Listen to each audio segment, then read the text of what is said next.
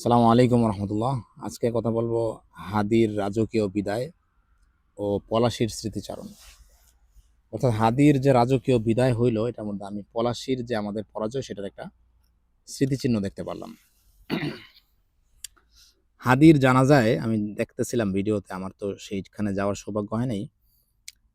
যখন আসিফ নজরুল গেল আমি মনে করছিলাম সে যায় নাই, বাট সে যখন যখন সবাই কাঁদতেছে, হাসানাতেরা কাঁদতেছে, তখন আসিফ নজরুল দেখলাম সে আগে ভাগে একটা প্ল্যান করছে, যে নিরাপত্তা বেষ্টনী সাজাইছে এবং তার ফেসবুক পেজে সে একটা স্ট্যাটাস দিছে যে হচ্ছে যে জানাজার নামাজে ব্যাগ নিয়ে যাওয়া যাবে না, ব্যাগের মধ্যে যদি কেউ মাইক নিয়ে যায় বা হচ্ছে ক্যামেরা নিয়ে যায়, এই ধরনের কিছু ডিভাইস নিয়ে যায় যেগুলো দিয়ে স্লোগান দেওয়া যেতে পারে, এই বিষয়টাকে সে এরাই নিশ্চিত করছে এভাবে।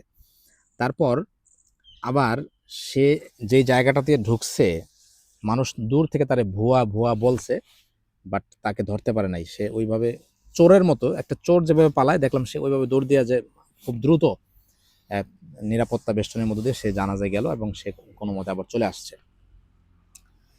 তারপর দেখেন, মানে মানুষের ক্ষোভটাকে রাষ্ট্র কিভাবে হ্যান্ডেল করে, দেখেন এখান থেকে শেখার আছে।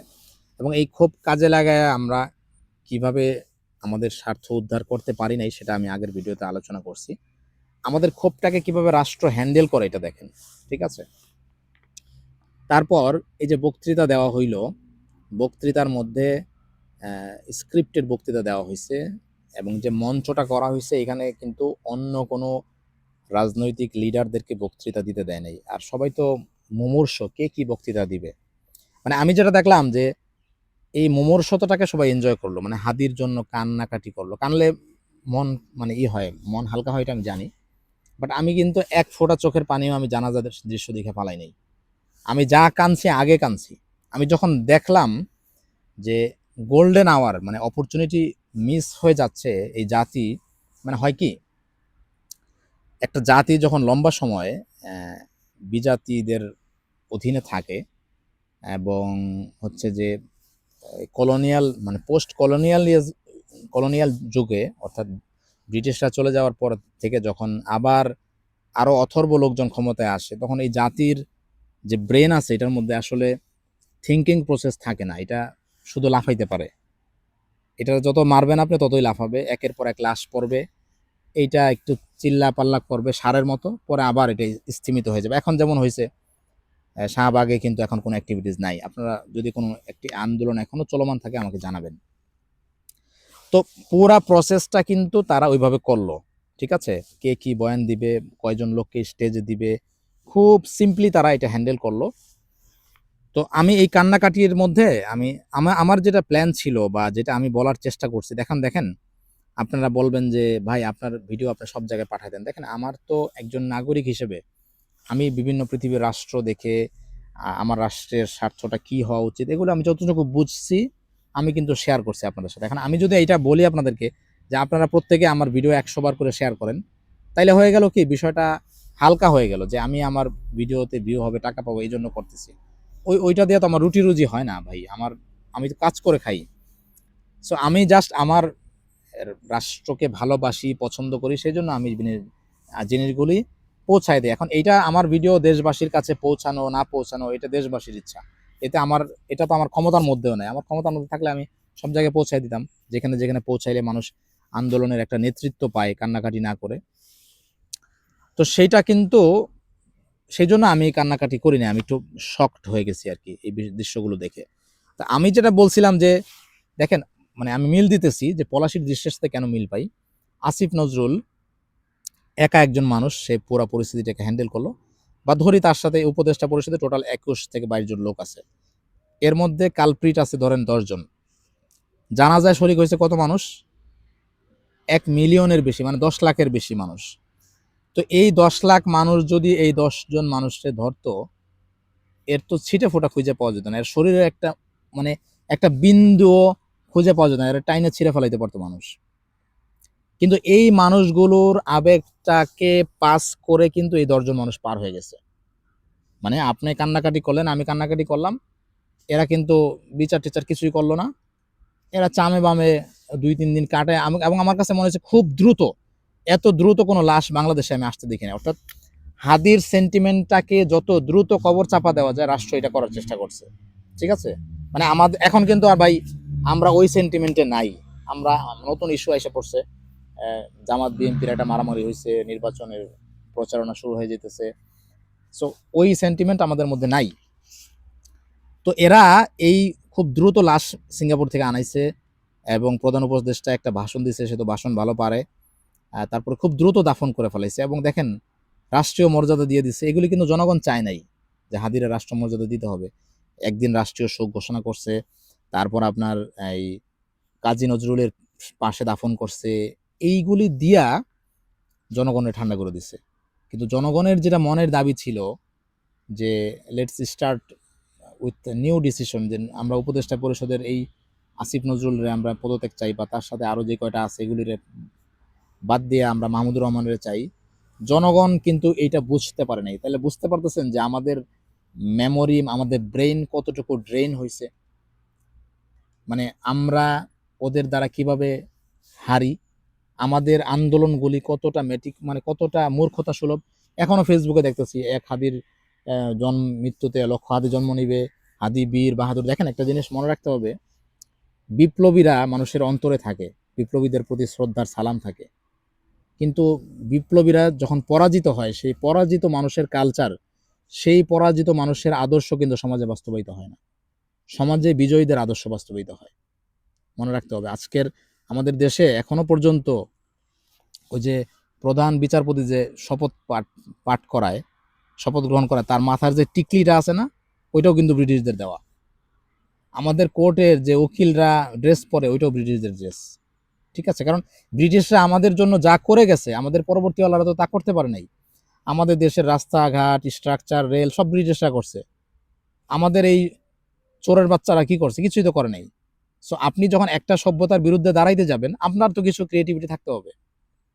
আপনি যখন ফাইট করতে চাবেন কারোর সাথে, আপনার যদি কোনো ক্রিয়েটিভিটি না থাকে, আমাদের আর্মির যেই মিলিটারি একাডেমি আছে, এটার যে সিলেবাস সব কিছু ব্রিটিশ কারিকুলামের। কারণ আপনার মূল আর্মিটা ছিল ব্রিটিশ আর্মি, সেখান থেকে পাকিস্তান আর্মি এবং ইন্ডিয়ান আর্মি, সেখান থেকে বাংলাদেশ আর্মি। তো নিজেদের স্পিরিচুয়ালিটি, নিজেদের কালচার, সেগুলোকে ডেভেলপ করা, সময়ের সাথে সাথে সেগুলোকে বিচার ব্যবস্থা, ইসলামিক বিষয়গুলো নিয়ে আসা, এটা চিন্তা করার মতো তো রাষ্ট্রে কেউ ছিল না।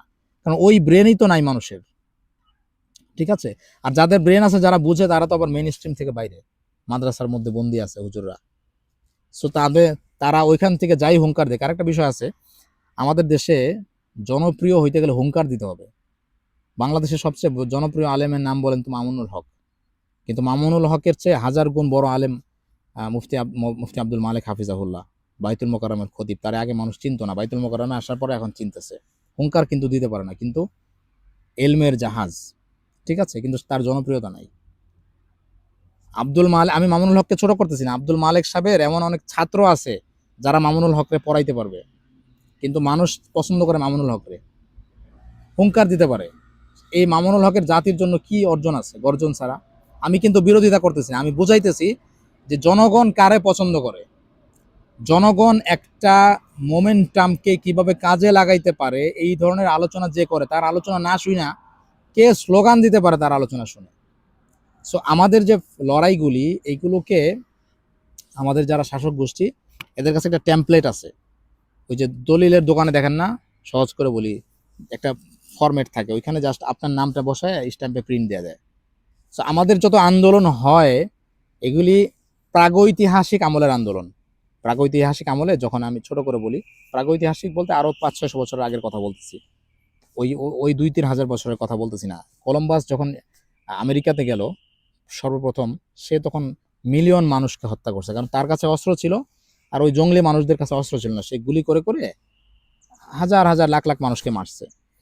আমাদের যে আন্দোলনগুলি মানে বুদ্ধিহীন, বক্তব্য সর্বস্ব, অন্তঃসার শূন্য, এইগুলোকে কিভাবে ডাইভার্ট করতে হয়, এগুলো শাসক গোষ্ঠী খুব ভালো করে জানে।